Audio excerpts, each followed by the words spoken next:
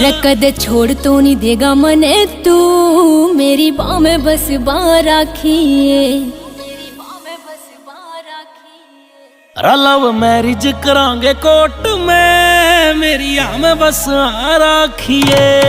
Love marriage करांगे court में, मेरी में बस आ राखिए। लव मैरिज करांगे कोर्ट में, मेरी में बस आ राखिए।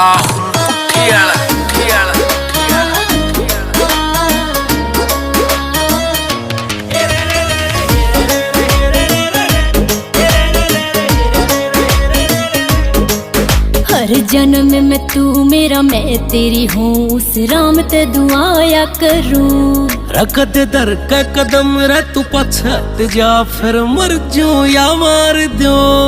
कदे हो जा दुश्मन लोग प्यार के मारे, तेरे प्यार में जान